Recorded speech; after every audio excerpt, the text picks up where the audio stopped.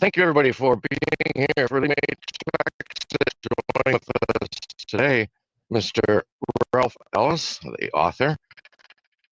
And as I'm remembering to say it right now, always make sure and check the description box of my videos because I'll throw links for additional information in there. I'll have links for getting a book from Ralph Ellis, going to his YouTube channel, and kind of surprised me today that he was willing to do an interview because he's got so many of them out there. So, Ralph, I really want to thank you for being gracious with your time. How are you doing today?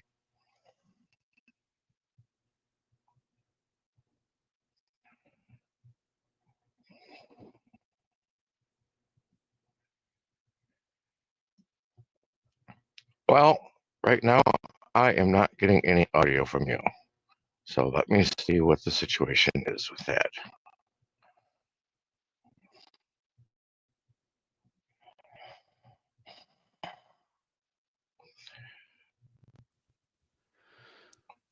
All right. You showed that you were muted, so I unmuted you. Yeah. Okay, can you hear me now? Okay, much better. Yes, I can hear you now. So go ahead and respond to that if you want. Yeah, doing very well, thanks. It's been a nice Sunday, so it's evening over here, midday over in Florida.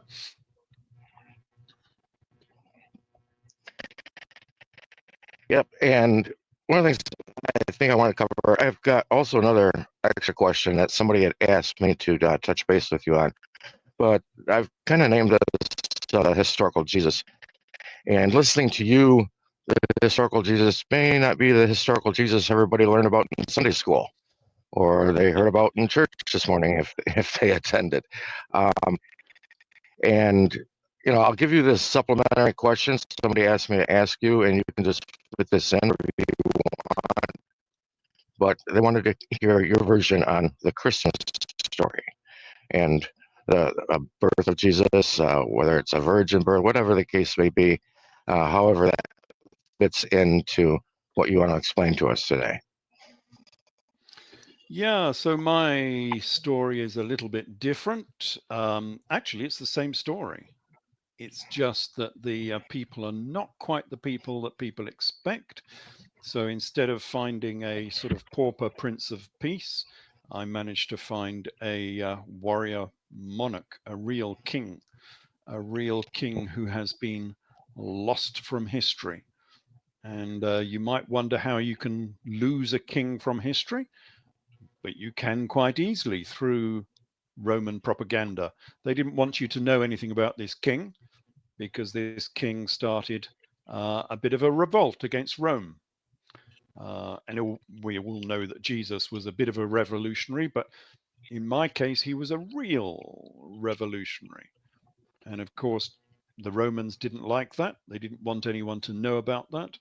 And so they intentionally deleted him from history. And that's why he's very difficult to find. But he is there if you look hard enough.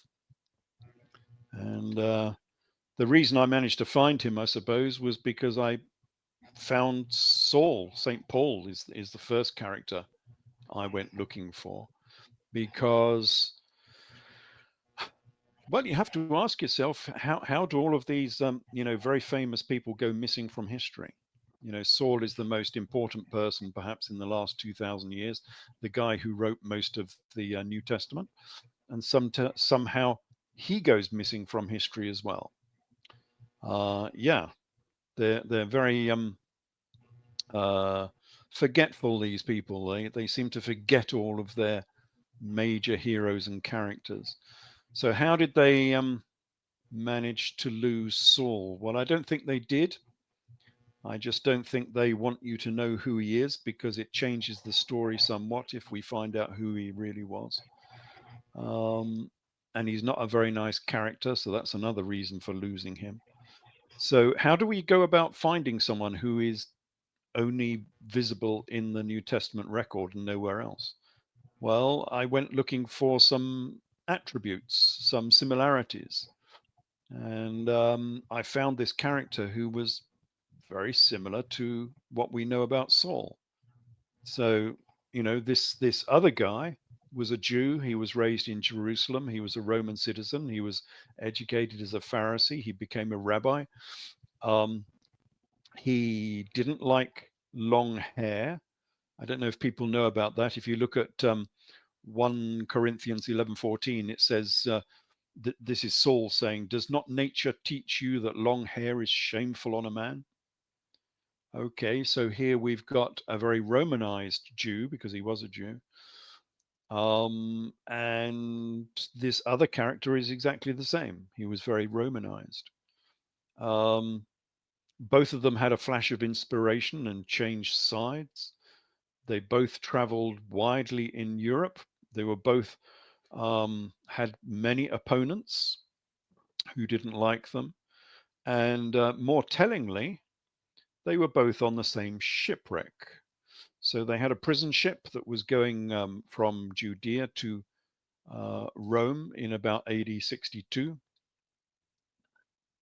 Um, yes, AD 62. And this ship, it was the Castor and Pollux, so they had names then as well, and it went up to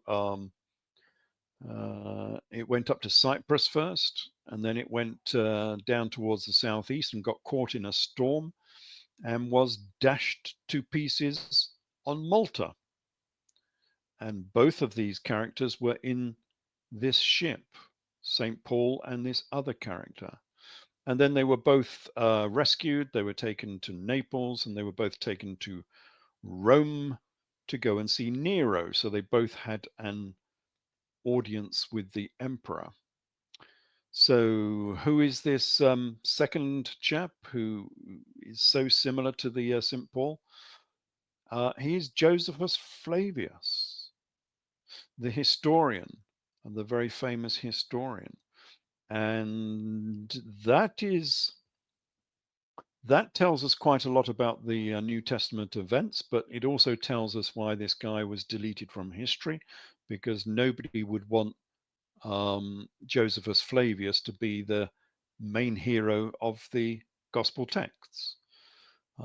He was not a very likable guy. He was, what do I call him? I call him the Quicksilver Quilled Quisling of Judea in the first century, because he was a traitor to the Jewish cause, and he only ever looked after one person, and that was himself. So he was not a very nice character. And the other problem with this guy is he appears to be born a little bit too late. So everyone says that Saul was born in AD 10, but there's no evidence for that. So I think he was Josephus Flavius, so he was actually born in AD 37. And lots of people said that's too late. You can't have him born in AD 37 and still go on his evangelical tours. But actually, it works out quite well, because he was 15 years old on his first evangelical tour. And yeah, he would have been a man, because you become a man under Judaism at 13 or 14, and at your bar mitzvah, and then you're a man. And you can marry, have a profession, have a wife, have children, everything. And so, yes, he was a very young man, but he was still a man. But the epistles seem to indicate that anyway, because remember that Barnabas, his traveling companion, was Jupiter, and he was just merely the little fiery Mars. So yes, he was most definitely the younger of the two. And of course, this is what you do if you're sending people out on evangelical tours. You send out the youngsters. You don't send out old people who have commitments, who already have a wife and a house and a job and a profession, and cannot get the time off to go and do this laborious work going around the whole of the Mediterranean. And so you send out the youngsters, just as Mormons and so on do to this day. So yes, Saint Paul was a very Saint Paul, yes, Saul was a very famous person. He was Josephus Flavius. And rather than being an obstacle, that becomes explanatory, because we have some problems with Saul. Oh, and they both had the same publisher as well. So yeah, that's interesting. So Saul and Josephus Flavius both had the same publisher, Epaphroditus. Yeah, so there were many links between these two. Um, but as I say, it becomes explanatory because we have these stories about Saul, uh, who was working with the Jewish authorities against the revolutionaries in Judea. In fact, he was putting them into prison.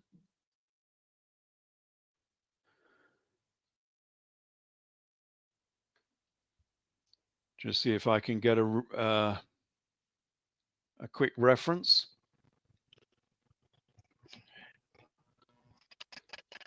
As long as you're referring to, the time when Saul was putting people into prison, there's something that I came across looking at the book of Acts, Luke Acts, as far as authorship goes. When I was going through a book of Acts, we hear a lot of times that the followers of the way were actually the early Christians. And I find that interesting in Acts because the term Christian and the way are both mentioned in there synonymously at the same time. So it's not necessarily like one necessarily came before the other, that they were two different sects. And the sect of the way is actually referred to as a sect in the book of Yes. Acts. And, Christianity or the churches today teaches that Saul was out persecuting Christians. And I say, no, he wasn't. In fact, by his own word, he wasn't. He said he was persecuting followers of the way. Mm. And I really firmly believe Christianity is something that Paul morphed off from those teachings of the way. Yeah, it's not widely known, but if you read Acts of the Apostles, it's pretty obvious that Saul, Jesus was not a Christian. So Christianity has nothing to do with the Church of Jesus and James. Jesus and James were both Nazarene, um, and that was quite a different sect. That was a Judaic sect. I call it Egypto-Judaic because it followed a lot of the ancient Egyptian sort of veneration. But Saul set up his own church. So this was at the Council of Jerusalem, which was just slightly after this. It would have been more like AD 55 or something of that nature, after the evangelical tours. And he, on his first tour, he got stoned and whatever, lots of opposition. People didn't want to know what they were doing. So he went to James, the brother of Jesus, and said, "Look, can I evangelize to the Gentiles, to the Greeks, because they seem to be more interested in this than the Orthodox Jews do, the classical Jews." And for some reason, James said yes, and he said, "Look, here are the 4 rules for simple Judaism, which I call it simple Judaism, Judaism for Gentiles." Which were: don't eat meat sacrificed to idols, don't drink blood, don't eat strangled animals because they still have the blood inside them, and don't indulge in fornication, which normally means sort of incest, because there was a lot of that going around, we will see. And so they were the 4 rules of simple Judaism. And so Saul went off on his second tour preaching to the Gentiles, which is why he became the apostle to the Gentiles. So there were 2 completely different churches, as you said. There's the Church of Jesus and James, which was, I call it Egypto-Judaic. Their primary symbol was the zodiac. We will look at this in a minute. And then you had simple Judaism, which was the Church of Saul, which was pro-Roman, Judaism for Gentiles, you could call it. And these two churches became at odds with each other. So they were competitors. And the Church of Jesus and James may have mocked Saul when he started, but he became more powerful than the Church of Jesus and James. And it was the Church of Saul that became Christianity. So anyone who is a Christian is believing in the church of the enemy of Jesus, not the church of Jesus. So, yeah, so when we were talking about Saul persecuting people, yes, of course, he was not persecuting his own followers, the church of Saul, the Gentile church. He was persecuting the church of Jesus and James, the Nazarene church. And that's what he was doing in Acts of the Apostles. And we have several instances of this. So, but the problem is, well, I'll read out just a couple of quotes so people know what he was doing. It says, Saul made havoc on the church, entering into every house and committing them to prison. Acts 8:3. I persecuted, so this is first person, he's talking about himself. I persecuted them unto death, binding and delivering men and women into prison. Question is, and also it says elsewhere that he killed some of them as well. How was Saul, who was only a tent maker, committing people to prison? Under what authority was he committing people to prison? Well, he couldn't, under the classical identification of Saul.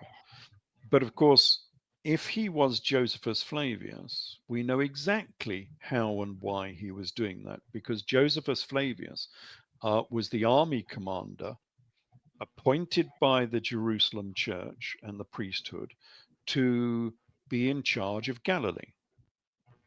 And the role of Josephus Flavius in Galilee was to arrest Jesus and his followers, Jesus of Gamala Saphias.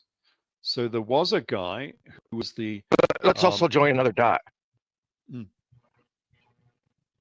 I missed that second. Let's also join there because you're saying I was an army commander, and you've also mentioned come to understand maker. Well, do you think he was working for, Coleman camping equipment? It was the military using the tents, and so that's who Paul was making tents for. Same man. Yeah, you're rather broken there. Can you just reset your microphone a little bit, maybe, just in case it's your microphone and not the communication? I can't really hear you. All right, yeah, it's probably the Wi-Fi. That's better. Right now. Yeah, okay. no, that solved it. Sorry, say again. I missed that. Okay. Yeah, so we know Paul was a tent maker. Well, he wasn't working for like Coleman camping equipment back in the day. Who was using these tents? It was the military using the tents, and that draws a parallel between him and Joseph Flavius. No, the tents. This is another mistranslation. They love to mistranslate everything in order to ensure that the Jesus character ends up as a pauper Prince of Peace. So they want all of these people to be common artisans, carpenters, tent makers, fishermen. No, he wasn't a tent maker. He was a Sukkot maker for the festival of Sukkots. At which, of course, all of the aristocracy make a tent, a big tent, which is a copy of the tabernacle. And the festival of tents, you go and stay in the tent for 2 days during the festival period. And of course, Queen Helena, the guy that the queen that he worked for, we'll come on to this in a minute, had the largest Sukkot in the whole of Judea. And that's what they're talking about when he was a tent maker. So that elevates him from being a mere tent maker into being a very senior aristocrat within the royal family of this particular royal family. We'll come on to which one it was in a minute. So yeah, reference to tent is a mistranslation. So the question still stands. How was this guy putting Nazarene, the Church of Jesus and James, how was he putting them in prison? Well, as Josephus Flavius, that's exactly what he was doing. His role was to arrest Jesus of Gamala Cephius. Now, Jesus of Gamala was said to be the leader of 600 rebel fishermen. So who in the first century was the leader of rebel fishermen? It has to be a reference to the biblical Jesus. And so Josephus Flavius was arresting the followers and the army, as it were, of the biblical Jesus. That's what it says in his Jewish wars. So we have a direct reference, but only if you understand that Saul was Josephus, and that many of these events were slightly later than advertised in the Gospels. So the Gospels would put all of these events into the AD 20s, but under this new explanation, this was all happening in the AD 60s, because this was the time of the big revolt, was the AD 60s. And they've put this story back into the AD 20s because nobody wanted you to know anything about it, because Rome didn't want you to know that you could rebel against Rome. And so this leader of the revolt, they couldn't delete him. In fact, he was a little bit useful because Christianity was useful to the Romans. So he wasn't deleted, but they didn't want you to know he was anything to do with the Jewish revolt. So they stuffed his life back into the AD 20s, where you could not find him. And that's why nobody has ever found him in the past. I'm the first person to ever find who he is.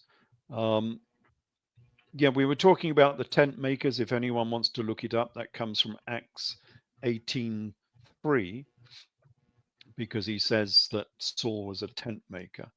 But the main thing, I suppose, is we need to go and find this monarchy. And how do we do that? Well, Before you show this monarchy, Ralph, I want to mention something.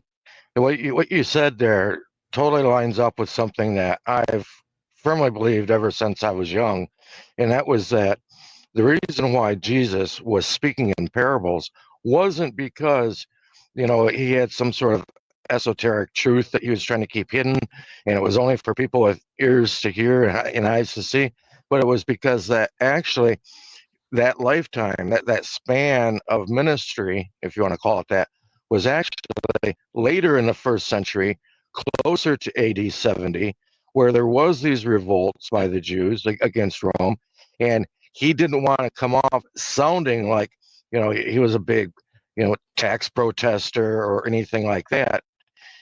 He wanted to kind of keep his message on the DL, on the down low just a little bit, so he didn't seem like the rebel that he really was against Rome. Well, that's how they've used those parables. We'll come across one in a minute, because yes, they've reinterpreted those parables in a strange way, as you say, to make him look like a simple artisan. But of course, that's not what the parable says. So we'll come across one of those in a minute. And it's very interesting because it tells us exactly what the Jesus character was trying to do in this revolt. But we need to find this monarchy, and the easiest way to do it is to look at the death of John the Baptist. Now, I don't know if people know, the death of John the Baptist is a real historical event. So we don't just have to rely on the New Testament for it. We have a complete account of this by Josephus Flavius, and it appears to be a real account, because there are a couple of passages in Josephus which are interpolations that have been put there by later Christians like Eusebius. But this one appears to be a real historical account of the death of John the Baptist. And it's interesting because it tells us who this royal family was. So this is, if people don't know the story, Herod Antipas was married to the daughter of Aretas of Petra, the king of Petra. Her name was Pharsalus. But he fell in love with Herodias, who was the wife of his brother, Herod Philip.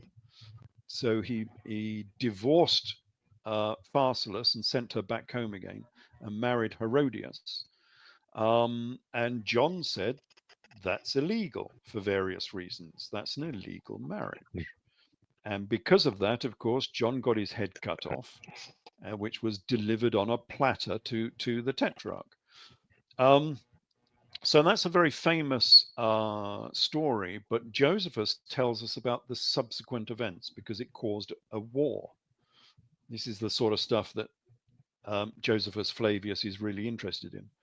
So Josephus says of this, um, King Aretas of Petra made war between him and Herod Antipas, and raised armies on both sides. And when they had joined battle, all of Herod's army was destroyed by the treachery of some fugitives who were from the Tetrarchy of Philip. They were from Syria, who joined with Aretas's army. Now that's very telling because Josephus knows everything that's going on. So here in this particular passage, he will not tell you who the auxiliary troops were that defeated Antipas. They were just fugitives from Syria. And, that's a red flag because you know that Josephus knows exactly who these people are, but he's deleted them because he was ordered by Vespasian, Emperor Vespasian, to delete this monarchy from history. So how do we find the truth of this? Well, we go to the Syriac historians, Moses of Corinne, who's a Syriac historian. Now, they had a different tradition because they were cut off from Western Christianity for hundreds of years behind the Council of Chalcedon and the Iron Curtain of Islam. And so they had a different tradition over there. And but he gives exactly the same story with some additional extras on it, which are very interesting. So Moses of Corinne, this is, he says King Abgarus. Now there's a new name. He's the king of Edessa. King Abgarus allied himself with King Aretas of Petra and gave him some auxiliary troops to make war upon Herod Antipas. It's the same story. Being sharply attacked, Herod's troops were defeated thanks to the help of the brave Edessans. As if by divine providence, vengeance was taken for the death of John the Baptist. Now that's interesting because it confirms that Josephus has deleted these people on purpose, because I'm sure he knew exactly who they are. So the auxiliary troops that Josephus called fugitives were actually the army of the Edessans. And King Abgarus, people won't know who this guy is because he's largely been deleted from history. And they came from Edessa, so we might as well do a quick screen share just to show people where Edessa is, because I'm sure it's probably new to them. So it says I am sharing my screen. So can you see that? Yes, looks excellent. You might need to increase the size, perhaps. I don't know. Can everyone see that now, do you think? Yeah, it's full screen on my end. Good, excellent. Yeah, this system that we're using doesn't show it full screen on my end. So, okay, as long as everyone can see it, that's great. So this is a map of first century sort of Near East. Bottom left, you can see Jerusalem. And then we run up into the pink area, that's Damascus. Running up a bit further, we come to Antioch and Aleppo. And then if we branch right where the purple arrow is pointing, that is Edessa. And it's beyond the Euphrates, so it's in Mesopotamia. So it's quite a long way from Judea. So it must have been very important for these Edessans to send their army all the way down to Jerusalem, Judea, to have this battle with Herod Antipas. So why were these people fighting? Well, we know why King Aretas was fighting.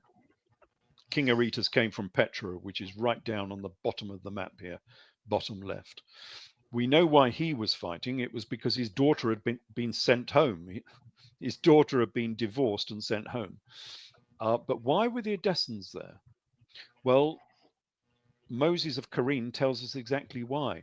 It was because, as if by divine providence, vengeance was taken for the death of John the Baptist. So the only other thing that happened at this time was John the Baptist got his head chopped off. So this is direct evidence, if ever there was some, that John the Baptist had to be a priest or a prince of Edessa. Otherwise, the army of Edessa wouldn't have come down to Judea to avenge his death. Now, there's a change in the New Testament for you. In the first few minutes of the investigation, we have found that John the Baptist was an Edessan prince. That changes things. Because, of course, if John the Baptist was an Edessan prince, his cousin was Jesus. Therefore, we might think Jesus was also an Edessan prince.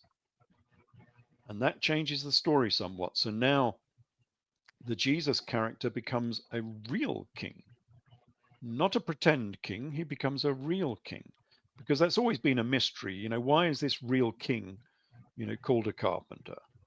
Well, he wasn't a carpenter, of course. It doesn't say carpenter. It says tekton. And a tekton from the Greek is an architecton. We still use the word today, an architect.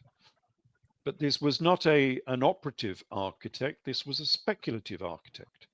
He was a Freemason. So Jesus was the master of the Judean lodge. That is why when you look at the raising of Lazarus, it is a third degree raising, exactly the same as you would go through today, exactly the same as I went through when I became a Freemason. It's a third degree raising into the Masonic third degree. That's why Lazarus, when he comes out of the tomb, is hoodwinked, and he comes out after 3 days. He comes out on the 4th day. The only difference is that it's quite obvious that the initiation, because it wasn't a real raising, of course, nobody came back from the dead. This is an initiation into this this secretive sect, this Masonic sect, because in the modern version, you die for 30 minutes. So you're put in a shroud, and you're put, if your lodge is wealthy enough, you're put into a sarcophagus. But we didn't have one of those, so you're just in a death shroud for 30 minutes, and then you're brought back to life again. But it looks like in the Gospel of John, the raising of Lazarus was a real test of your endurance, because you had to be in the tomb for 3 days in pitch black. You can imagine being in pitch black for 3 days, not knowing if you would be rescued. So it's a real test of the brotherhood, because you are reliant on someone coming to your aid. If no one comes to open the tomb, you're going to die in that tomb. So it's a real test of brotherhood, which is, what these secret societies used to do. And so Lazarus was raised into the 3rd degree. That's what we're talking about with this Jesus being a carpenter. He wasn't, of course. What else was I going to talk about? Oh yes, the famine.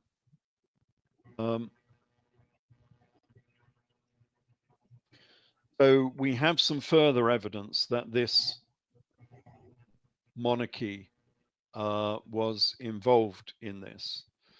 So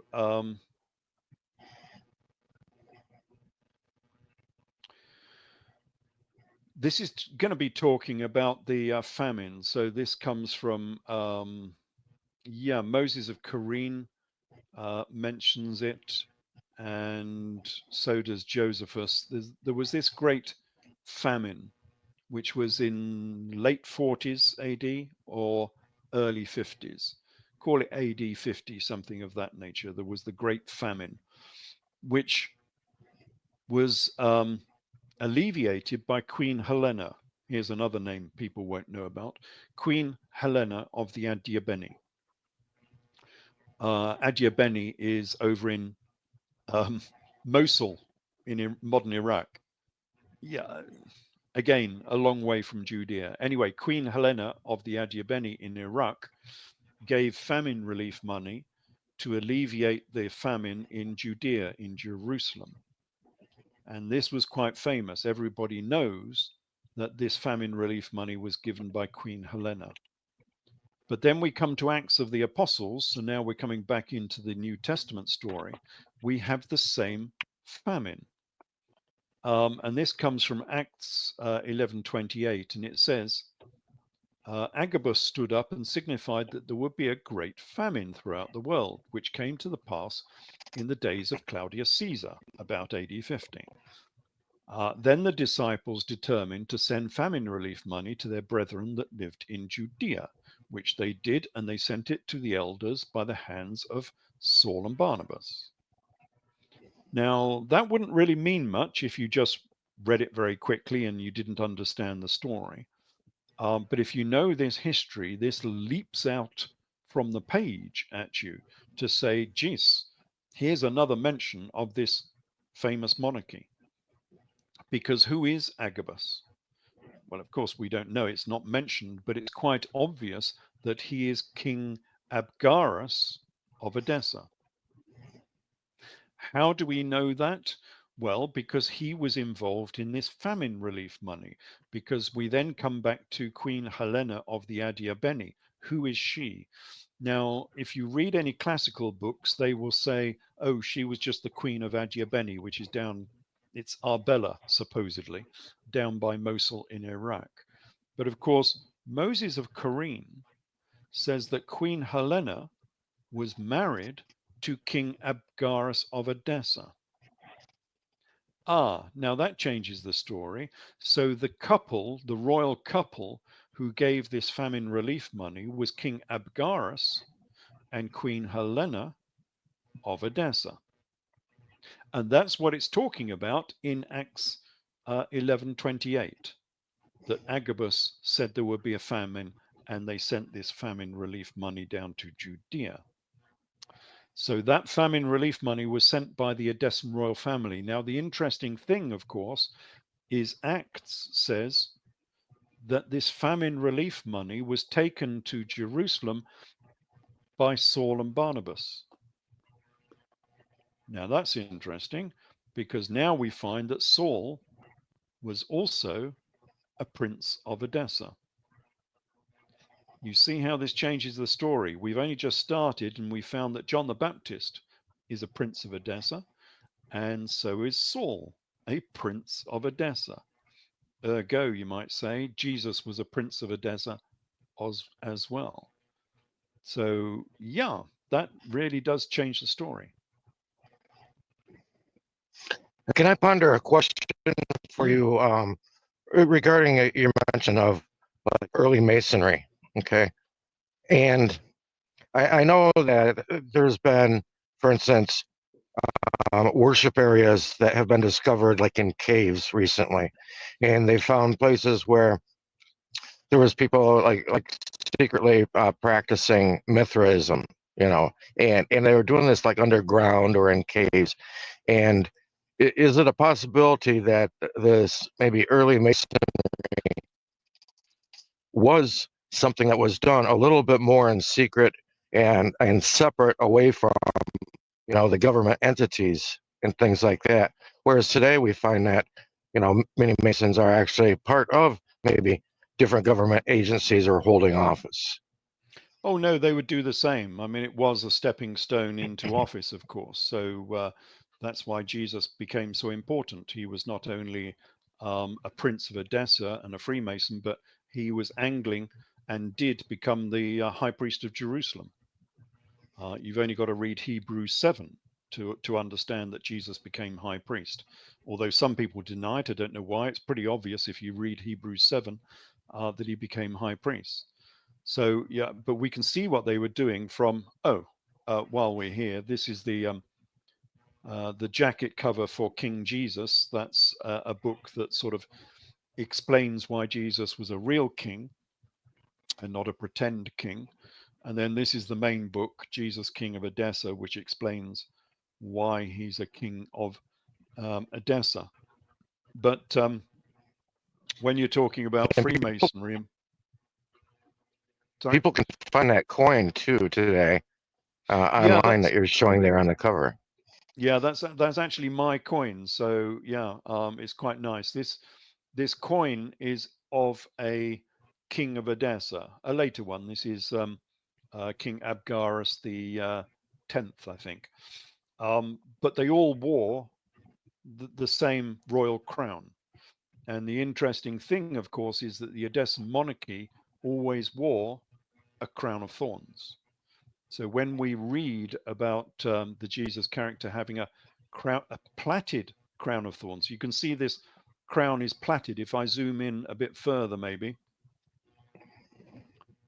you can possibly see there that it's plaited. That's a Yes, crown of correct. thorns. So yes, that's why Jesus was said to have a crown of thorns. It wasn't a crown of brambles. This was the traditional crown of the Edessan kings. They all wore this same crown of thorns. And I've drawn it like this because um, we don't know exactly what it looked like, but I've drawn it like this with a golden crown and maybe orange things because we don't know what these thorns are. Could be thorns. I wondered if they might be feathers, feathers of the phoenix, maybe the fiery phoenix bird, because we don't know what these thorns represent. So that's still open to debate. Well, and the And phoenix it, has always been a governmental symbol all through the centuries as well. And I would even yes, contest that today. I would even contest today that this so-called bald eagle that you see for United States of America or for the United States isn't necessarily an eagle. If you look closely at it, it's got a little tuft on the back of its head. And that's something that a phoenix or a raptor bird has, yeah, and the eagle does yes, not have that. yeah. They could have amalgamated those two symbols. I think the primary symbol they have is the flying sun disk of Ra. So in Egypt, they had the flying sun disk, which is a sun with two big wings on it, of course. Now, in later eras and abroad, that wasn't so acceptable. And so some people replaced it with an eagle. But we can tell it's the same symbol because the eagle was placed over the um, over the doorway in the same fashion that the flying sun disk of Ra was placed. So it was performing the same function as the sun disk of Ra. But yes, they could have easily um, correlated it with the phoenix because that was a very, very similar sort of symbol, of course. And I do have, I mention the phoenix quite a lot in my work when we come onto the Elagabal, when we talk about that. But this is a larger blow up of the coin, and you can see the crown of thorns. It's a proper papal crown. What do you call it for the priests? A mitre. And this same crown was worn for nearly 300 years. This is what it looked like in Hatra, and you can see it's plaited. But again, we can't see because this is made of stone. It's very difficult to see what the thorns are actually made of and what they're supposed to represent. Again, this is a bad picture because it's not looking it's not looking at his papal crown very much. But anyway, I think that is possibly the same crown. This is a And that looks neighboring similar. city. That looks similar to the hat of Mithra as well, or the Frisian hat as well. It does a little bit, yeah, except the Frisian cap was like 3-dimensional. This looks more sort of 2-dimensional.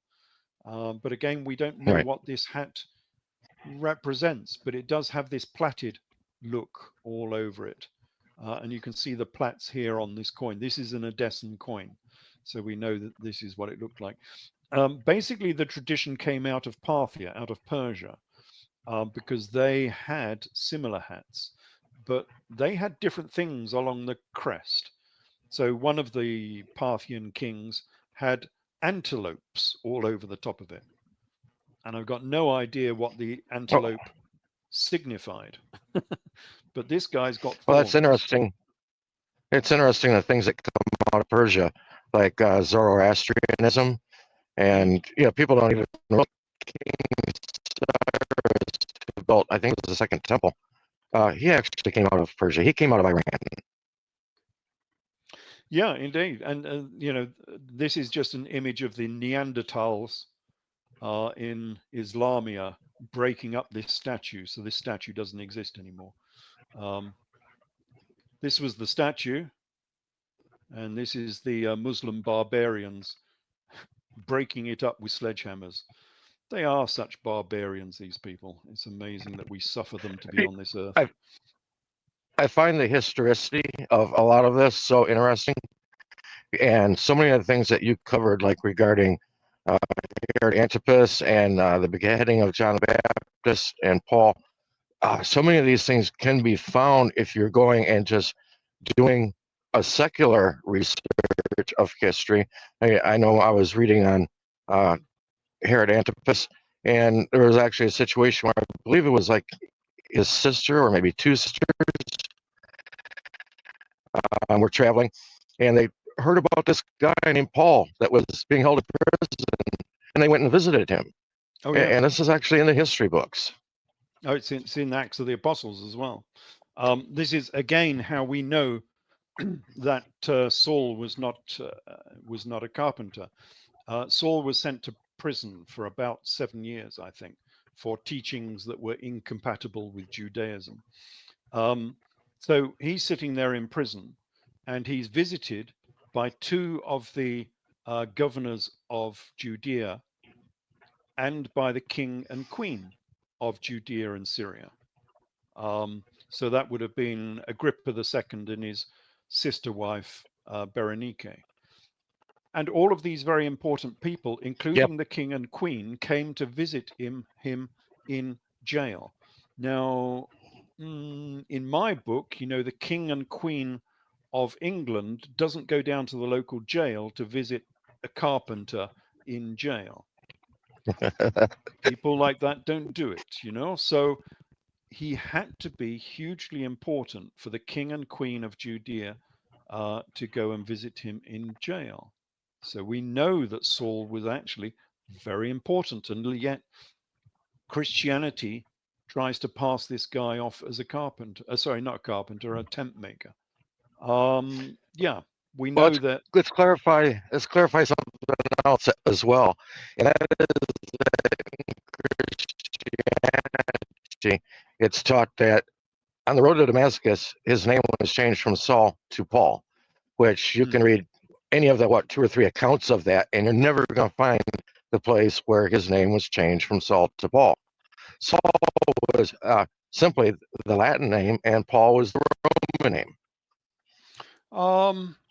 No, I'm not sure that's so. Saul was the name of the first king of the Jews, of course, of the Israelites. So that was King Saul. I think they changed his name to Paul because it signified his position. So Paul means small or Right. junior. So I think they called him Paul because he was the youngster. And we know he was the youngster on the evangelical tours because we know that Barnabas was the older. And I say they were brothers, actually, but there we go. And Saul was the youngster. and that's why he became called Paul, because he was junior. He was Yeah. Saul Jr. Yeah, it meant little. Right. Yeah. And I think that's why they did it. But going back to what the Nazarene believed in, we have this, which was the primary symbol of Nazarene Judaism, was the zodiac. And people don't know this, that the early symbol of Judaism was the zodiac. This zodiac is on the shores of the Sea of Galilee at Tiberias, and it's in a synagogue. And this synagogue was owned by Jesus, Jesus of Gamala again, that same guy. And it's odd because, well, we know that this is a Jewish zodiac because A, it's in a synagogue, and B, that the image above this one, the other part of this mosaic, has the Temple of Jerusalem and the Ark of the Covenant and the shofar, all of the attributes of Judaism. And this is quite big. It's like 4 or 5 meters across. This is not a small zodiac. This is large. And it's sort of Greco-Hebrew, I suppose, because you've got this Greco-Egyptian Hebrew, you might say. It's got the standard images that you would know from the zodiac today, all across the top. Of course, it's all written in Aramaic because it's in a synagogue. But nevertheless, the central character is Helios, the Greek sun god. So this zodiac is highly heretical. You weren't allowed to display images, of course, within Judaism. And you certainly weren't allowed to display God himself. I mean, this is like, Muslims displaying Allah or Muhammad, it's totally forbidden. But here in this synagogue, we've got Helios, the sun god, sitting in the center. And note, of course, that Helios, the sun god, is holding The world, the the earth. world, yeah. Yeah. But it's also spherical. It's a spherical Earth with lines of latitude and longitude, which are curved on it. And so the Earth is being held in the gravitational grasp of the sun. So they knew the heliocentric model of the solar system. That's the sort of information and knowledge that they had. This is the sort of knowledge you would get in the lodge, the Judean lodge, that was run by Jesus, Master Mason, in fact, probably Grand Master Jesus of the Judean lodge. Not only that, this particular. You got, you got Helios there, and you actually also has the rays or the Ra's of Amun Ra coming off from the halo. Yeah, because he's the sun god, so he has the rays of the sun coming off him. And his head is pointing exactly on the join between Aries and Pisces. Now, in precession, that gives us a date. It gives us a date of AD 10. Will your viewers be familiar with precession? Yes. So, yeah, under precession, of course, the constellations move. And so we went from the great month of Aries to the great month of Pisces in AD 10. So this particular zodiac is pointing to a specific date, which is why I know that this zodiac is 1st century. If you read in the classical books, not that you will find this because it's generally quite hidden, you won't see any mention of these zodiacs. It's well hidden, but they will say it's 3rd century. But the date that Helios is pointing at is the 1st century, early 1st century. And for another reason, I know this is 1st century because Josephus Flavius was sent to destroy this very zodiac. And that's interesting because we have an artifact from history that Josephus Flavius actually mentions. Because remember, Josephus Flavius was the army commander in command of Galilee, and he was sent by the Judean priesthood to the hot springs, and this is known as the hot springs, to destroy the heretical images of animals there. And here we have, of course, heretical images of animals. And the way they got around this was that Jesus of Gamala burnt down the synagogue so that Josephus couldn't find it. However, in a simple burning, especially if you had covered the zodiac up, because this was sacred, this zodiac. If you had covered up the zodiac with some sand and then burnt down the synagogue on top of it, the mosaic would actually survive. And so I think that this is a zodiac from the 1st century. There's quite a few of these. This is another one. This is at Sepphoris, again in Judea, just to the west of Galilee. And again, it's exactly the same. You can see it's a big zodiac. In the center, you can see probably just about, it's Helios. You know it's Helios because it's got the horses. Helios rides in a chariot with 4 horses. That's why you can see he's holding a whip here. You can't see the chariot because someone built a wall across here, so it destroyed the zodiac. But on this one, you can see the horses down the bottom that used to pull Helios across the sky. So Helios is just Santa Claus. Here's another discovery. People probably won't know this, but Santa Claus is the Greek Helios. So Helios used to ride across the sky in his chariot drawn by 4 horses with his red cloak, flowing in the wind. And of course, the primary date for Helios was December the 25th, because on December the 25th is when you reached the winter solstice and the sun started coming back to the north again. And that was important because that would bring the spring, that would bring the fruits of the next season. So that's when Helios could bring you all the presents of the next season. And of course, it's exactly the same story. As it moved further north and it moved up into Scandinavia, they replaced the chariot with a sleigh. They replaced the horses with reindeer. And the Helios is still Helios. He's still in his red cloak. And of course, he gives presents on December the 25th. It's the same story. So a lot of these stories do remain after, thousands of years. We still tell the same stories, which is quite interesting. But on this one, you'll see that not only do we have Helios, we've got the moon. So we've got the sun and the moon in the center as well. And that's interesting because, well, they were the 2 cosmic bodies that people were most interested in, of course, the sun and the moon together. And that was redrawn in this one.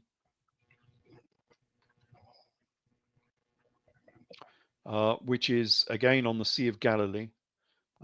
This now is in a Christian monastery on the south end of the Sea of Galilee at, where's this one? This is at Bet Shean. And they've replaced the 12 signs of the zodiac with 12 men, which are now month. So you can read them in the Greek. So we've got Aprilos, Meos. If I expand that down a bit, we've got Junios, and then Octobros on the right, Octoberos, Novemberos. So we're still using the same month names as they were. And this is from the 6th century. This is quite a long time ago. And in the center, we've got the sun and the moon, exactly the same as on the zodiac of Sepphoris. But this is interesting because obviously it's a man and a woman. So who is the man and the woman surrounded by 12 monthly disciples? This is an image of Jesus and Mary. Everybody knew that Jesus was married to Mary Magdalene. And so this is Jesus and Mary Magdalene acting, as they always did, as above, so below, as the sun and the moon. So she was the moon goddess. She was Isis, Selene, if you want to call her that. And he was the sun god, which is Aten Ra or Helios, whatever you want to call him. So everybody knew that this was the basis for original Christianity, for Nazarene Judaism before it became Christianity. And of course, Christianity has lost all of this. Christianity doesn't know any of this. And then we get We get the same in Arthurian legend as well. So this is the Arthurian round table. This is quite old, this table. It comes out of the 12th century, so it's more than 800 years old. So it's quite old as tables go. And the Arthurian character, okay, this has been redrawn by Henry VIII in the 16th century. But the king should be in the center, King Arthur, because he's Henry VIII is trying to say he's King Arthur, you see. He should be in the center, surrounded by all of the knights of the round table. And he's got 24 instead of 12, but you know, it's the same idea. So he should be in the center of the table, just as Helios is in the center of the zodiac. So the round tables are zodiacs. And so the Last Supper table was a zodiac. So in Arthurian legend, they say that there were 3 tables were made. There was the round table of the Last Supper. So the Last Supper table was a round table. There was the round table of Joseph of Arimathea. And then there was the round table of King Arthur and his 12 knights. And they were all exactly the same. They were copies of each other. And that tells us what this round table symbolism was. So the round table of King Arthur is a zodiac. That's why it was a round table. Surrounded the king, or Arthur, or Jesus, surrounded by the 12 knights, or the 12 constellations. Ralph, Yep.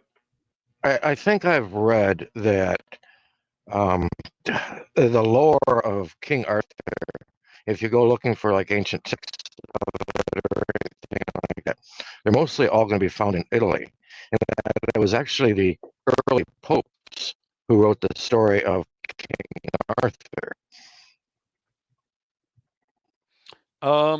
Yes, we can have a look at that, because that is interesting. I've got some images here because that will be new to people as well. So let's have a look. What do we want? Zodiac? No. Arthur, Jesus. How about that? So if we open this, because this is always fun.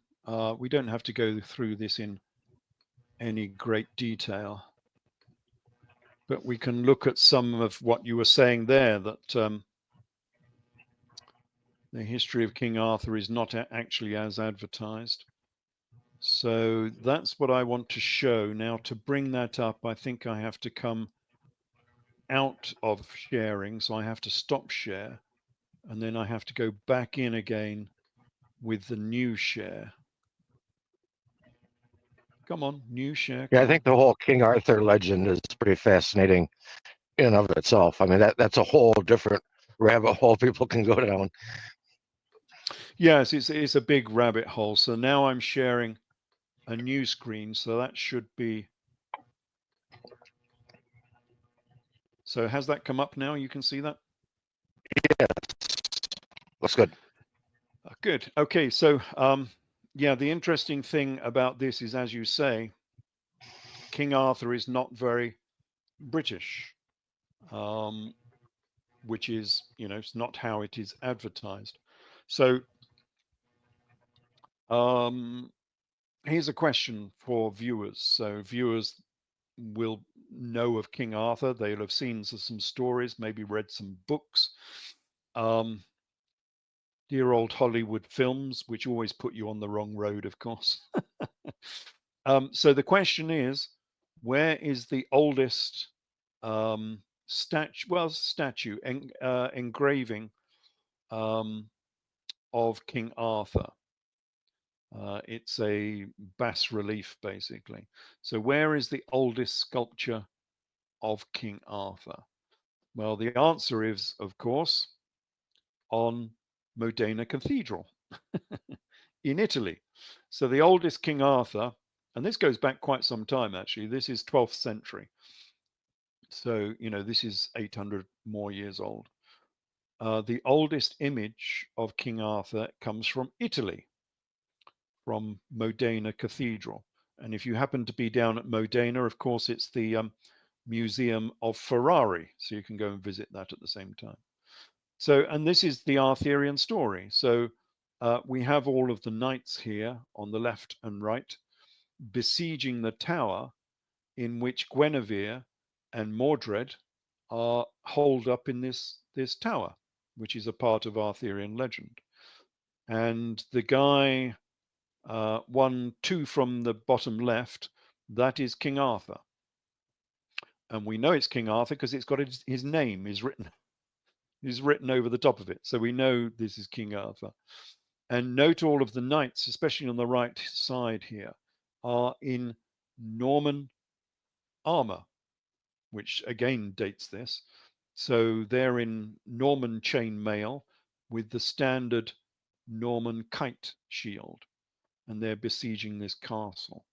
So if we zoom in a little bit, we'll see King Arthur. Here's King Arthur.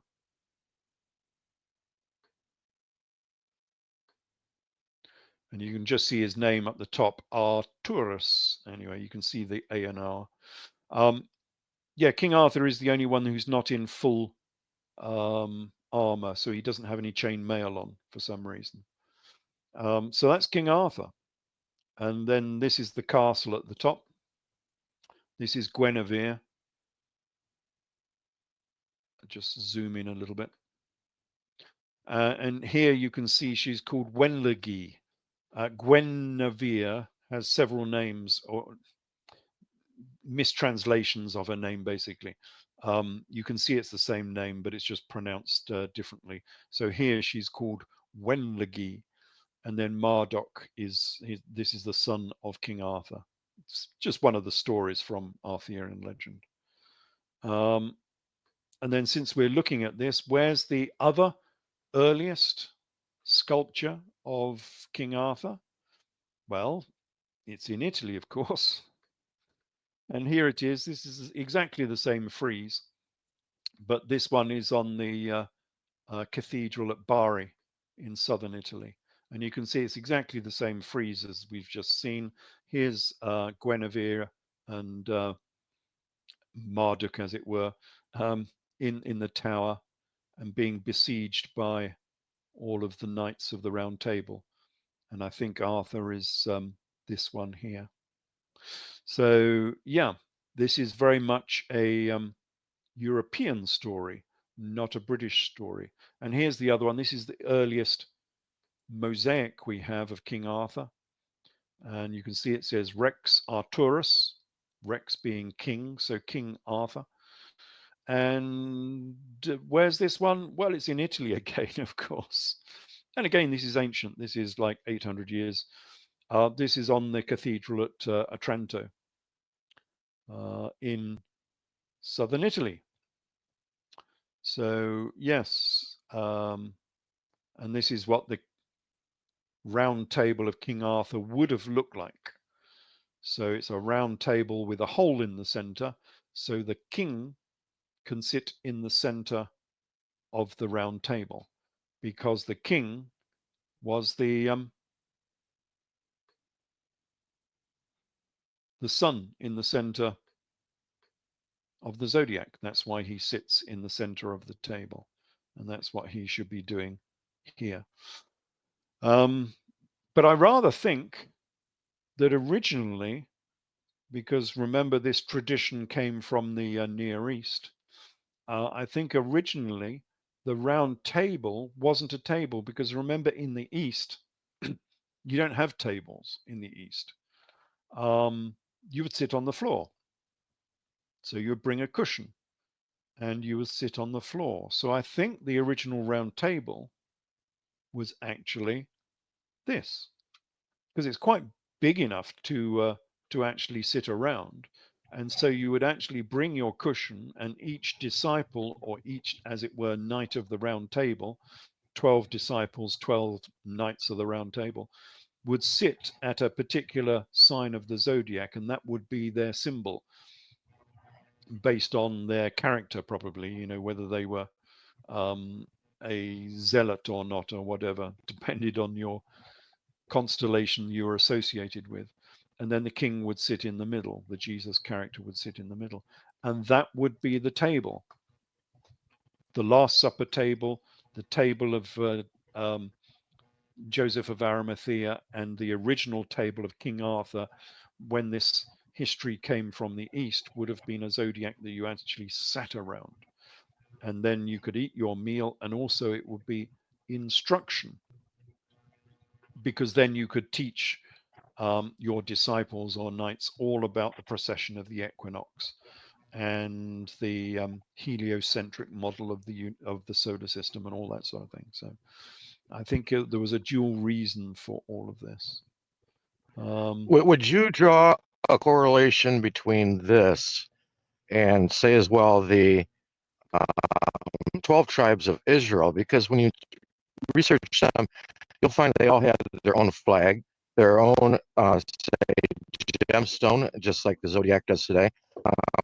Their flag would even encompass their own animal that each tribe had, and you see a lot of correlation there between those.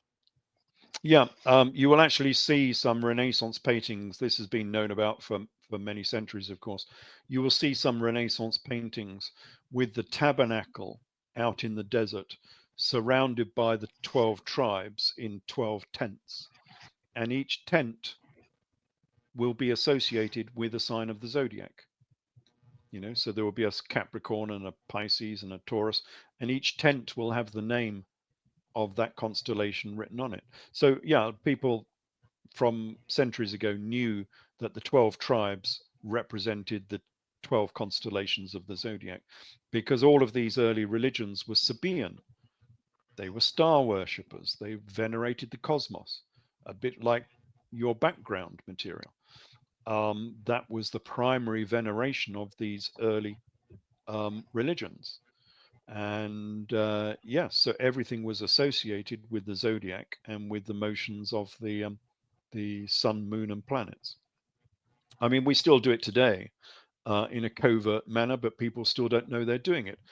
If you're looking at Snow White and the Seven Dwarfs, this is why I was railing against their new, this new Disney remake of Snow White and the Seven Dwarfs, where Snow White turned out to be black, and then the seven dwarfs became seven strange men or something that weren't dwarfs at all, and there was only one dwarf there, because they don't understand the story. Snow White is the Snow White moon, followed along the ecliptic by the seven planets. That's why they're dwarfs, because they are smaller than the moon. They are the dwarf planets that follow the moon along the ecliptic.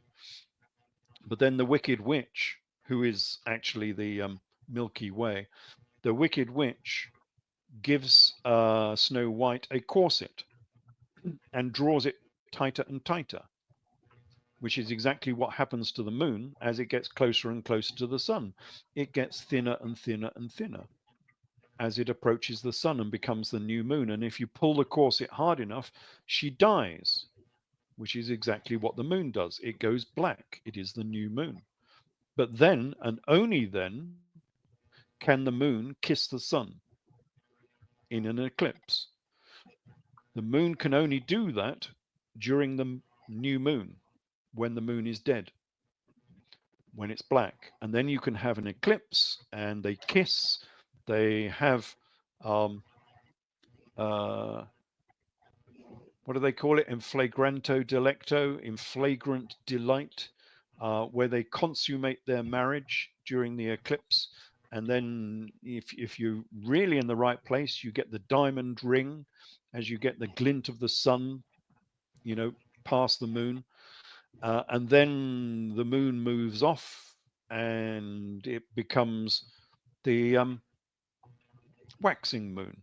And so the moon gets fatter and fatter and fatter, as if it's pregnant. It comes back to life because it was dead. It now comes back to life after kissing the sun prince.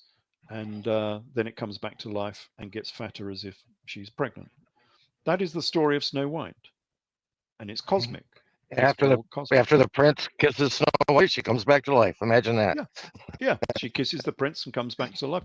It's a story of the solar system. So for Disney to represent this as black Snow White and 7 deformed people, it's just a complete travesty.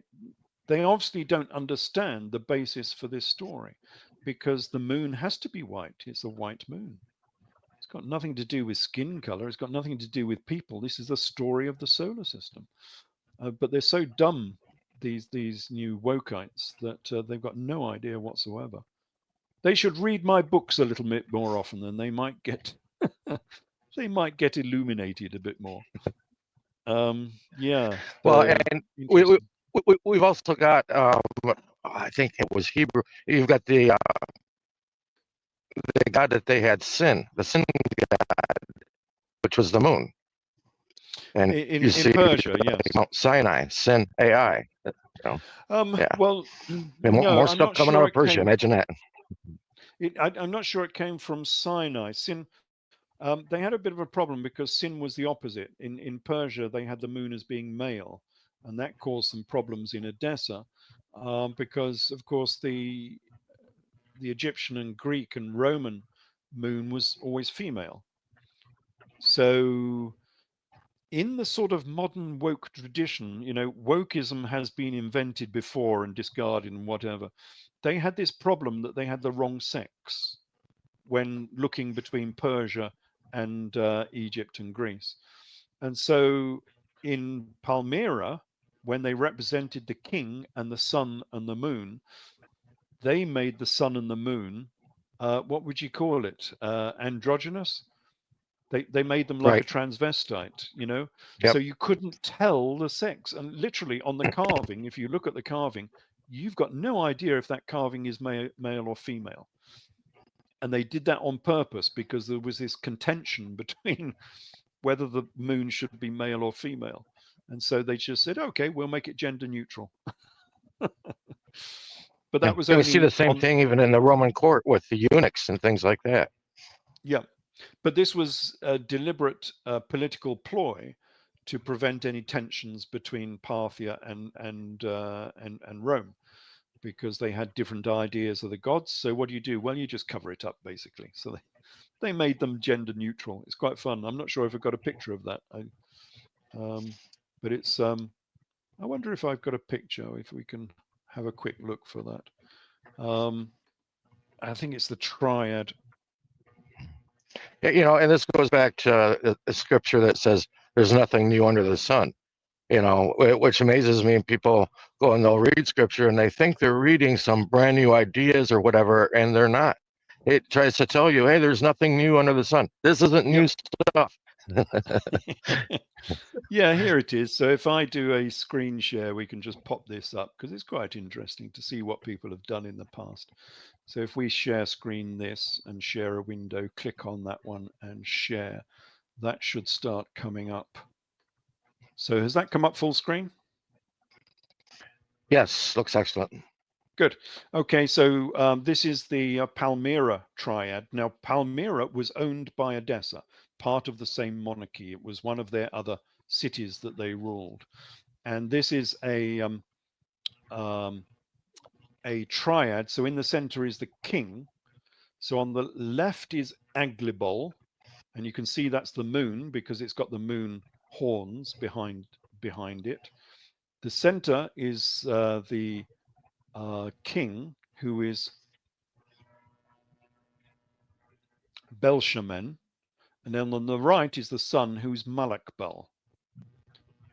So yeah, there's the king in the center. So this is a human being in the center.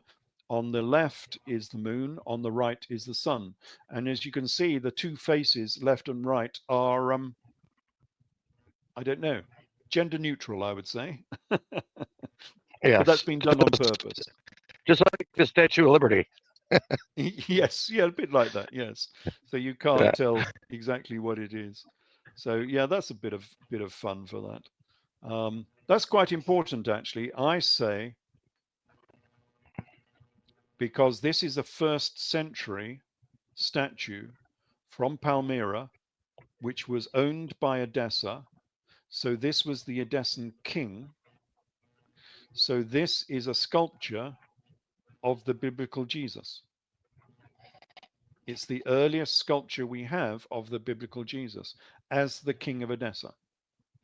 And as you can see, he is with long hair and long beard and everything else, exactly as he's often portrayed. So yeah, this is interesting if it's true, because it is definitely a king of Edessa, and the king of Edessa at that time was most probably the biblical Jesus. Because remember, the king of Edessa had the same name. The Jesus was known as King Jesus Emmanuel, from that very strange prophecy which said that a virgin will give birth to a prophet, to a Messiah, and his name will be called Emmanuel, which was the most stupid prophecy ever, because Jesus was never called Emmanuel. So he was not the Messiah because he was never called Emmanuel. He must have just been a naughty boy. So what does that prophecy, what's it supposed to mean? Why did they throw it in there? Well, it's because it does make sense if you know that Jesus was a king of Edessa, because the king of Edessa at this time was known as King Jesus Manu of Edessa and Judea, because he became the king of Judea as well. So King Jesus Emmanuel and King Jesus Manu was the king of Edessa. So he has the same name even. And that's why you get this strange prophecy about Emmanuel, because people will sort of say, what's this Emmanuel business? What does that mean? Ah, king of Edessa. Who was that? Ah, yes, Manu. Yeah, Manu the Sixth. We know him. So this is how secrets are maintained in secret societies. You hold the secret in plain sight, but only the initiated will understand what it actually means. So you don't need to write down, secrets and lock them away. You don't need to keep this as a secret within your lodge. You can have it out in the open, but only the people who have been initiated will understand. There's a reference I saw, and I'm really leaning to thinking it was you that showed it. I think it was regarding the parable of the vineyard, and it had to do with Jesus and Mary and how that all came about. Yes, we have that, so we can look at that, because that. Oh, good. I'm glad it was you. I was hoping I didn't have that confused. Yeah. No, this tells us what this was all about, because, of course, the other problem is, what was this revolt all about? It was in Judea. It was something to do with, a civil war in Judea. The Romans were there in the background, but the Gospels don't explain it very well. What was it all about? Well, the parable of the vineyard owner explains everything. And this comes from Matthew. I think there's a couple of versions of this. I've got Matthew 21:33, so people can go and have a look at that if they want. And it says, there was a lord who planted a vineyard and let it out to a tenant, and went to a far country. And when the harvest drew near, he sent his servants to the tenant, that he might receive his rent. But the tenant took his servants and beat one and killed another. So when the Lord comes to the vineyard, what will he do to those tenants? He will miserably destroy those wicked men and let out his vineyard to another tenant who will pay his rent on time. And of course, what on earth is that meaning? Why is the man of the people, Jesus, championing the rights of absentee landlords to kill their tenants if they don't pay their rent on time? What does that have to do with Christianity and looking after the poor people and everything else. What does that have to do with the pauper Prince of Peace, who was just a carpenter? It doesn't make any sense whatsoever. But it is a parable, and therefore we can read it on two levels. And what it was actually talking about was the Jewish revolt. We've already said that, all of these events took place rather later than advertised, and it was all about the Jewish revolt. So all we need to do to understand this is to change the Lord into the Edessan king, because remember, he was an Edessan king. He was King Esus Manu the sixth of Edessa. And we changed the tenant into the Romans. And then because the Romans were on Edessan lands. And that's what it was all about. So we can read it again, and it says, there was an Edessan king who had lands in Judea. Yes, he did. They had become the king and queen of Judea. We'll look at that in a minute. And they let out this land to the Romans and went to a far country. Yes, they went back to Edessa. And when the harvest drew near, he sent his servants to the Romans that he might receive his rent for his lands. But the Romans took his servants and beat one and killed another. So when the Edessan of these lands comes, what shall he do to these Romans? He will miserably destroy these wicked Romans and let out his lands to another tenant who will pay their rent on time. That's what this was about. It was a tax dispute. The Edessans were supposed to have been given their lands tax-free by Emperor Augustus, no less, in previous decades. And now the Edessans had Romans sitting on their lands, which they thought was theirs, and they weren't paying any rent for being there. Not only that, the Romans were demanding rent from the Edessans. They wanted tribute. Well, what sort of tenant asks for rent from the landlord? This is all back to front as far as the Edessans were concerned, and the Romans should pay up. So what will the Edessans do when they come down to Judea? Well, they will miserably destroy those wicked Romans and let out their lands to another tenant who will pay their rent on time.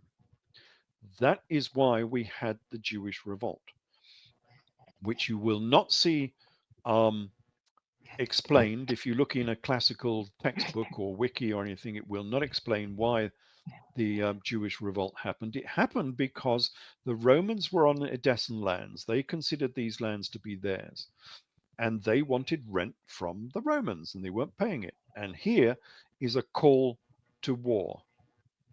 The Romans are on our land. We're going to go down there. What do we do when we meet these Romans who won't pay their rent? We're going to miserably destroy these tenants, these Romans who won't pay their rent.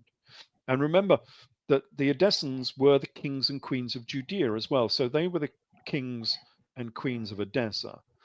But during that famine that we talked about, when they sent famine relief money down to Judea, they also sent their influence down there as well. So the queen of Edessa, Queen Helena, she paid for the largest palace and the largest tomb in Jerusalem. She was the de facto queen of Judea. And then she bought all of the furniture for the Temple of Jerusalem. So she bought the solid gold menorah for the temple. So she was the de facto queen of Judea. And therefore her son, who would have been King Esus Manu of Edessa, was now the prince and the king of Judea. So therefore he was the king of the Jews. That's why the Jesus character is known as the king of the Jews. The only king of the Jews at this time was King Esus Manu of Edessa, who became the king of the Jews. Well, his brother became the king of the Jews in about, let's think about this, in about early AD 50s, when his father died. And then his brother died. His brother would have been James, of course. James was stoned to death, if you remember, in Acts of the Apostles. When James died, who was King Esus Manu V. Then his brother became king, who was King Esus Manu VI. And that was the Jesus character. Wow. Yeah, that's and we see this played out even today. If you want to accept a benefit, well, then guess what? You're gonna get ruled over also. Yeah. That- I mean, it's an easy way, isn't it, of taking over a nation? You can either go in there with a big army, or you can go in there with lots of generosity, and people will want to join you. I mean, you've only got to Well, look at what's happening in Ukraine at present. Um, the Ukraine dispute is in part because Russia likes to go in there with armed force, and the EU goes in there with lots of money and says, well, do you want to join the EU? There's lots of money if you join the EU. And of course, the Ukrainians say, yeah, that's a good idea. And then Russia comes in with an army and they go away. We don't want. So, they are the two ways of, well, I suppose there are others, but there are the two ways of taking over a nation. You can do it with an I think it army. was yeah, Thomas Jefferson. I think it was said there's two ways to take over a country, either by the sword or by debt. Yep. And they really That's loved exactly the that same. because it's a whole lot less bloody I was and going to say you profitable. could also do it by marriage. So that was another way they used to do it quite a lot as well, with these intermarriages between the various kings. But yeah, it's an easy way of taking over a nation, isn't it? So she was extremely generous. She paid for all of the furniture for the Temple of Jerusalem. She saved the nation from famine and built the biggest palace there and the biggest tomb. And lo and behold, she was the Queen of Judea. And that's why Jesus was known as the King of the Jews, because he was. He became, when his mother died, he became the King of the Jews. And when his brother died. So the story fits together very nicely. And that's always a good proof of a theory, because, it's only a theory because we don't have sworn affidavits from all of these people. So you have to go through the histories that we have. And what I've been doing, which other people don't do, is matching up all of the different um, the different texts that we have, the different chronicles that we have that explain these events. So, for instance, one of the things I've been banging on about recently is that the Council of Jerusalem is actually mentioned in the works of Josephus as the visitation between the apostles and Adiabene. So we have these two very, very similar stories. The Council of Jerusalem was deciding whether the people of Antioch should be circumcised or not, because they wanted to become Jews. Remember, the Edessans, I haven't said this so far, the Edessans were Jewish. They were Nazarene Jews. Queen Helena of Adiabene of Edessa, she became a Nazarene Jew. So they were Jews and they were Nazarene. But at the Council of Jerusalem, there was this big argument as to whether they should be circumcised, because that was obviously a big part of Judaism. And that was a big discussion. Now, if you read it in Acts of the Apostles, it says that, these apostles were going up and down to Antioch, trying to convert the people of Antioch into Judaism. But what it doesn't tell you is that Edessa was called Antioch. Its official name was Antioch Edessa. So I think in the Council of Jerusalem in Acts of the Apostles, they were actually going backwards and forwards to Edessa, not to Antioch on the Mediterranean coast, but to Edessa. And of course, who was going backwards and forwards? It was Saul again, of course. But then if you look into Josephus Flavius, he has a very similar story about apostles going to the king and queen of Adiabene. Now, we've already said that the queen of Adiabene was the queen of Edessa, so we know there's a link there. And so now we have another story. And again, it was all about circumcision, because they wanted to convert the people of Adiabeni into Judaism. But now we know that Adiabeni was Edessa. They were linked because their monarchs were the same. We now have two stories that are exactly the same. We have Acts of the Apostles and Josephus Flavius giving us exactly the same story about these apostles going to convert not just the people, but the monarchy of Edessa Adiabeni, which is the city of Edessa. So now, again, we've got examples where the gospel story is written there in real history. Because I think we've got 4 editions of this same story. We've also got the Doctrine of Addai, which is the same story about these same apostles going backwards and forwards to Edessa. And in the Doctrine of Addai, it actually says they're going to Edessa. It doesn't say they're going to Adiabeni. It says they're going to Edessa to convert the people of Edessa. So it's the same story again. And that's the beauty of this research.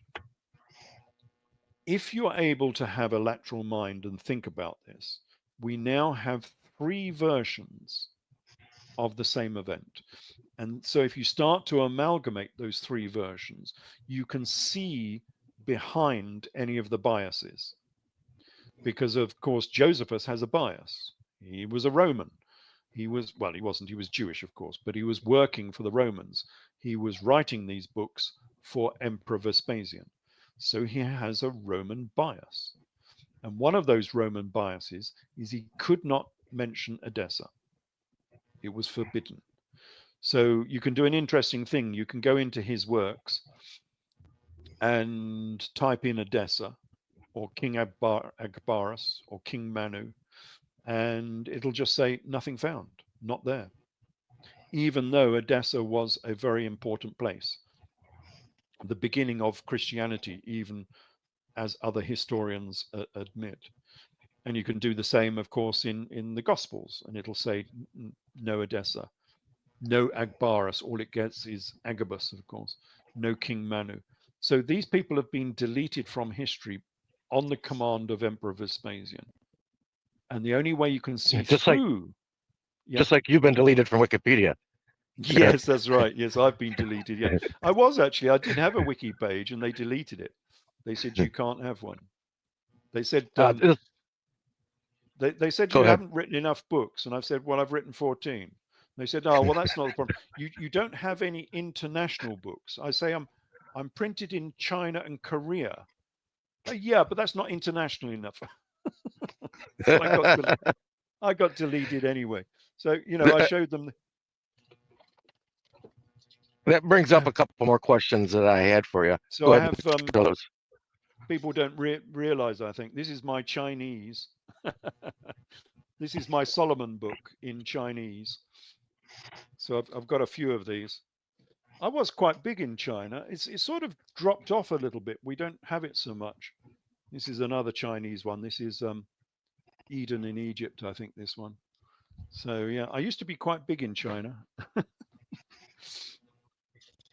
Well, as long as you're showing books, I recommend that people also go and pick up a book on Josephus and read that. You're probably not going to be able to see it. That's not showing very well at present. You might have to... that one, yes, Josephus. Yeah, complete works of Josephus. I recommend that. But that reminds me of a couple of questions I had for you. One concerning Josephus Flavius. I want to look at another Flavian character. That would have been Arius Calpurnius Piso. Do you believe Piso could have as well have been Josephus? No, I read that theory and I found it to be full of holes.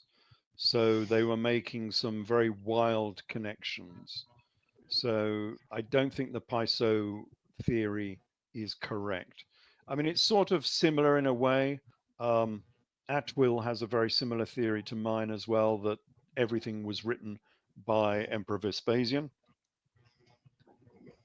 No, actually, he says everything was written by Josephus Flavius on the command of Vespasian, which is virtually what I'm saying. But then he says it was all fictional. Well, if you've got Josephus Flavius writing for Vespasian about a civil war in Judea, it doesn't need to be fictional because we actually have a real civil war with real people. And so if you match up those people, you will find the gospel story. So I see absolutely no reason why Atwill says it has to be fictional. It's real. These are real characters. You just have to find which character is which. And unless you know anything about the Edessan royal family, you won't know that these real people actually existed. But they Well, do. we also And know Josephus smooched up to Vespasian, also referring to him, telling him he was the Messiah. yeah, yes. Yeah. Well, he gave him the star prophecy. But that's interesting as well, of course, because Vespasian needed an oracle on his side because he was a nobody, he wasn't royal. So Josephus gave him the star prophecy, which is a Judaic prophecy that said the next emperor of the world, Roman emperor, would be a star from the east, from Judea. So who in Judea was born under the Eastern Star? It was the Jesus character. So the star prophecy indicated that the next emperor of Rome would be Jesus himself. And that is, of course, why when you look at the crucifixion event, that Jesus was crucified while wearing a purple cloak and a crown of thorns. So the crown of thorns we've already looked at is the traditional crown of the Edessan royalty. The purple cloak is an emblem of the emperor. It shows that the true goal of the biblical Jesus was that he wanted to become the next emperor of Rome, because only the emperor was allowed to wear a purple cloak. It was the imperial purple. So that changes the whole tenet of the gospel story and also of real history. Because again, within real history, nobody will explain why this Jewish revolt was actually happening. Now, we've seen one reason already is a tax dispute with Rome. But the other part of this revolt against Rome is the throne of Rome was empty. So the revolt started in 66 when everyone knew that Nero was a dead man walking, most unpopular emperor ever. Especially after Poppaea had been kicked to death.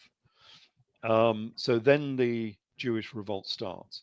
In 68, Nero is dead and the throne of Rome is empty.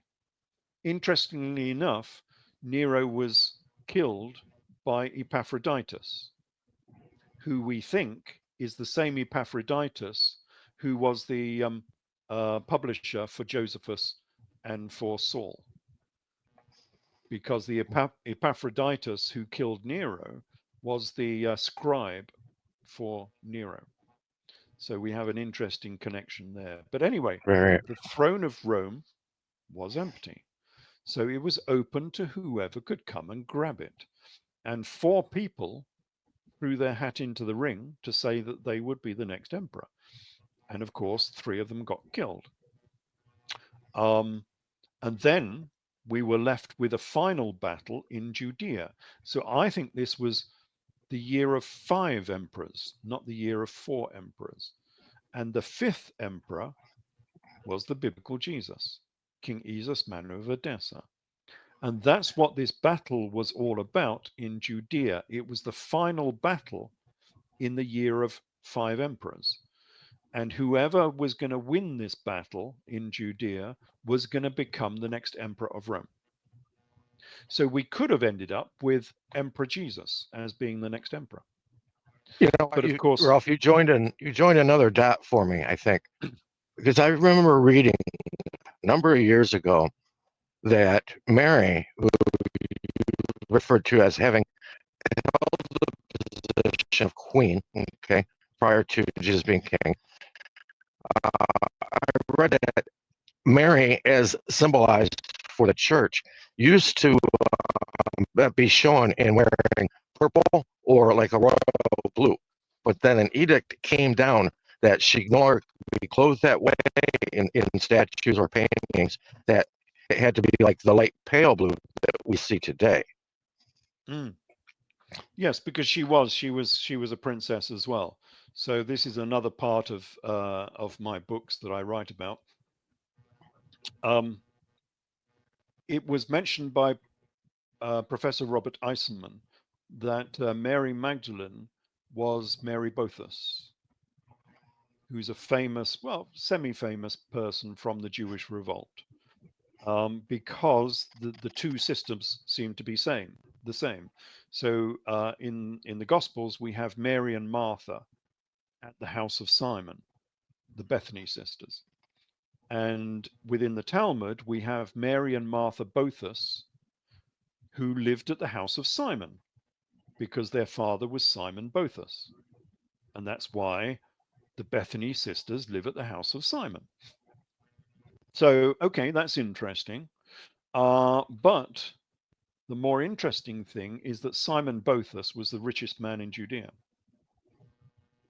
So Mary Magdalene was the richest woman in the Near East. When she married, and of course, Mary Bothus, when she married Jesus.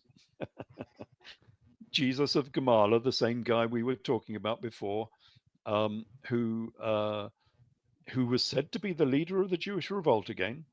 So again, we get a connection with the Edessans. He was the leader of the Jewish revolt, the guy who became high priest of Jerusalem, the guy who was governor of Galilee that Josephus Flavius was trying to jail, the guy who owned the Zodiac we were talking about. This Jesus of Gamala married Mary Bothus, who is Mary Magdalene. The problem Well, Mary being Magdalene, go ahead. The problem being that Mary Bothus, when she married, she had a dowry of 1 million gold denarii, which in modern terms is about $26 billion. Yeah, she was stupendously rich. She was the richest woman in the whole of the Near East. And again, that upsets the story, because no longer do you get these pauper Prince of Peace and his prostitute girlfriend. Now you get the king of Edessa, who is now the king of Judea, and he's marrying the richest woman in Judea, who was his own half sister. So Mary Magdalene was the half sister of Jesus, because that's what they always did. I mean, Queen Cleopatra married both of her brothers. Who else do we have? Oh yeah, King Agrippa married his sister Berenike. And so that's what you always had from these families. And I was going to say a lot of people would kick against the marriage idea, but Mary was known to have carried, which was the norm back at that time, a little vial of spikenard oil around her neck. And they would carry whatever oil they could, which spikenard was very expensive at that time. But they would carry that, and it was kind of the idea of maybe a girl's hope chest today, looking at the future and looking at a wedding or a marriage. And that is actually what she washed the feet of Jesus with at the Last Supper, which was actually an act of marriage. That was that's symbolic of how they would marry at that time. Yes, well, more than that, it wasn't just a symbol of marriage, it was a symbol of kingship. Now, there's an interesting story about that spikenard, in that it was the same bottle that held the foreskin of Jesus. This comes from one of the apocryphal Gospels. So Jesus was anointed with his own foreskin. That comes from a 2nd century gospel, I'm not making it up. It's all there. Now, the other thing is that this anointing is how you make a Messiah. It's how you make a king. You have to be anointed with oil. in this case spikenard, is exactly the same ceremony that King Charles of Britain went through just last year. During that ceremony, they put a tent over the top of him so you couldn't see what was going on, and they anointed Yep. him with oil in the same fashion. So King Charles at that time became the Messiah. He became the Christ, because that's what Messiah means. It means the anointed one. That's what Christ means. It's not some spiritual title, it just means the anointed king. So for Mary Magdalene to be Exactly. anointing Jesus with oil is exactly the same as the Archbishop of Canterbury anointing King Charles with oil just last year. So that's when Jesus became the king. And the reason he became the king like that is because this all happened very suddenly. And of course, within these families, you've got to stake your claim, otherwise, someone else is going to nick the throne from under you. So there was no chance of going back to Edessa and going to a proper palace and whatever to be anointed there. So they just anointed him at the house of Simon, and he was anointed by Mary Magdalene because she was the high priest, which elevates her as well into being a high priest, because only a high priest could anoint the king. Of course, it wasn't just anyone. Exactly. So they and um, and as to her status, whether she was married, sorry, whether she was the sister of Jesus. This comes from 1 Corinthians 9, 6, is it? 9, 5, I think. And this is Saul asking for a sister wife, because you have to understand that many of these people used to marry within the family because it was the only way of keeping your wealth and your power within the same family. So the Egyptian pharaohs used to do this all the time. Akhenaten married 3 of his sisters. The biblical Abraham married his sister. Why did Abraham marry his sister? Well, it's to keep the bloodline pure within that family. So this is nothing particularly unusual. But anyway, Saul says, have we not the power to lead about a sister wife, even as the rest of the apostles and the brethren of the Lord and Cephas do? So Saul was asking to have a sister wife. Now, if you read this in the sort of the American Standard or something, it'll say a sister and a wife, or a sister in the church, or some other strange. But in the Greek, it's a Delphi Gurney. And the only way you can actually see what it means if you want a translation is by getting a Darby Bible or a Rotherham Bible, which are literal translations, because every other Bible tries to explain and interpret what the text is saying, because the text is not always clear, as you can understand in these texts in the Greek. And so there's an amount of interpretation going on. But if you get the Rotherham or the Darby, they are literal translations, and they don't care what it says, whether it makes sense or not. They just put it down literally. And the Rotherham says, have we not the right to take around a sister wife? Because that's what they were wanting to do. That's what all of the disciples, and it says all of the disciples had a sister wife. It just wasn't just Jesus, um, because that's how they keep the power and the wealth within the same family. So yeah, Jesus was initially. I thought he was married to his sister, so Mary Magdalene was his sister. But I think that the dates don't work. So I think she must have been a half sister, because I think she was quite a lot Right. younger than Jesus was. So she must have been a half sister. But Sarah was a half sister. Abraham married his half sister, not his full sister. So I think that's what went on there. And yes, she was Mary Bothus. And that's interesting because she was the most powerful, most richest woman in the whole of Judea.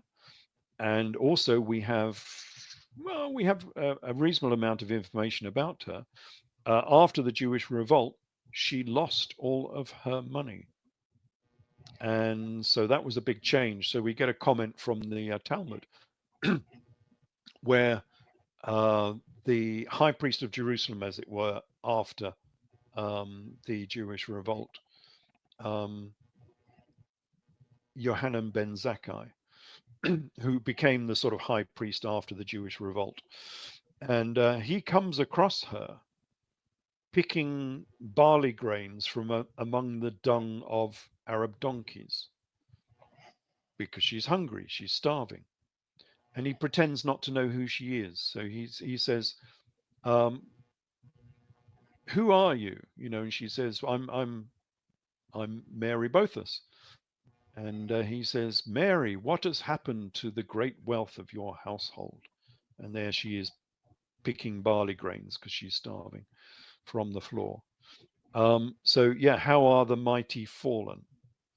And that, of course, is why we get uh, the further, you can't call them gospels, but um, mythologies about Mary sailing to the south of France, because of course she had no future back in Judea.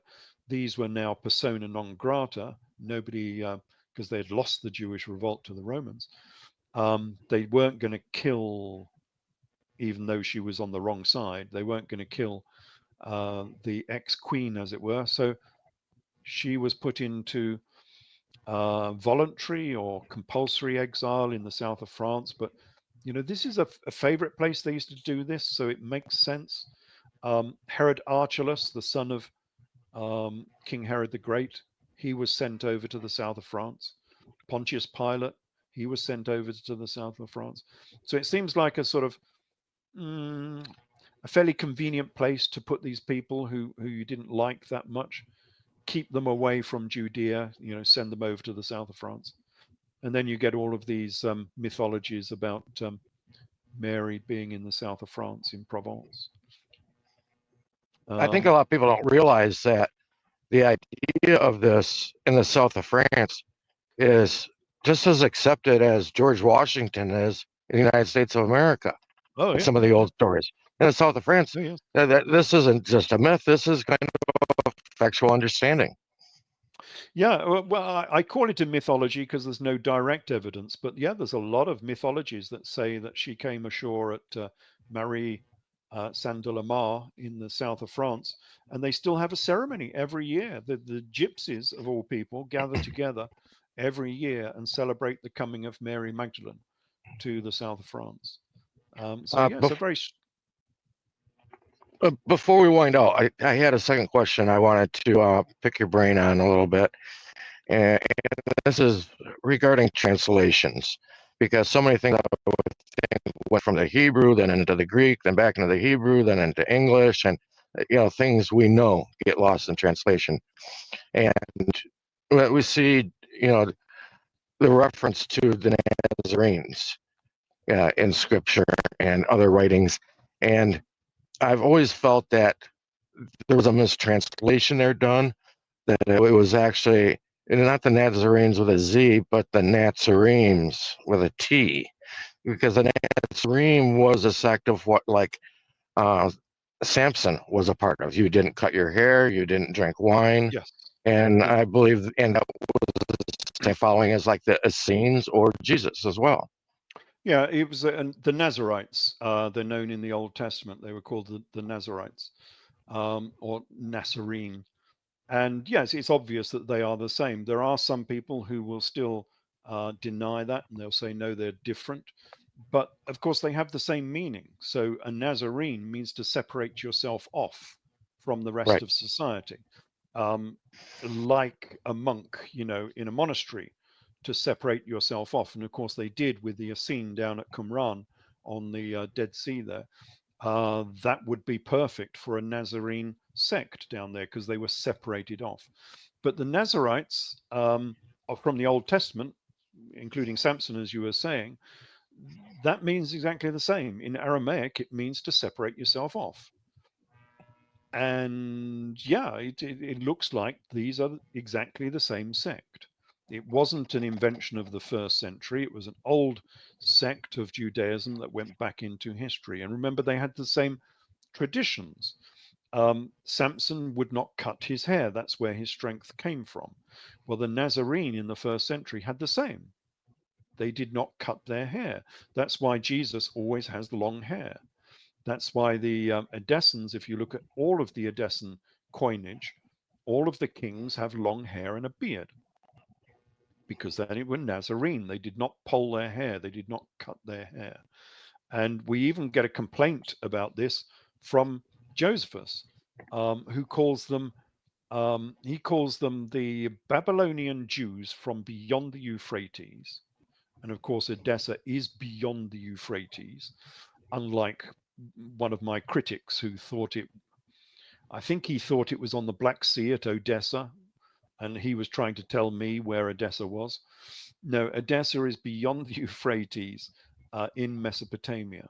And this is exactly what Josephus Flavius is saying, the Babylonian Jews beyond the Euphrates. But then he calls them barbarians. Okay, well, that's interesting because I think I have a much better translation of what barbarian is, because if you look at a classical interpretation, it means that someone who has a different language, he can't speak the language properly. So they call them barbarians. But I don't, that's not what Josephus is saying, because he can't be meaning that they had a different language, because he spoke the same language as the Edessans. He was an Edessan prince. They all spoke Aramaic. So we're not talking about a separate language here. We're talking about hair, that the Edessans were barbarians because they had long hair. And of course, that quip comes from the Latin barba, which means long hair or a beard. And we still use the same term today, of course. A barber is someone who cuts your hair. So when they're talking about barbarians, they're talking about hairy people. And of course, the Edessans were hairy because they had long hairs and beards. So yes, that's the Nazarene. They did not cut And their hair, so they were barbarians. and from your photo, they evidently had a tail too. Apparently, yes, it arrives. Yeah, You no, know, he's I've been upstairs too long and he's wondering what's going on. Yeah. beautiful kitty cat. Really appreciate you being here today, Mr. Ellis, and need to do this again in the future. Do you have anything you'd like to close out with?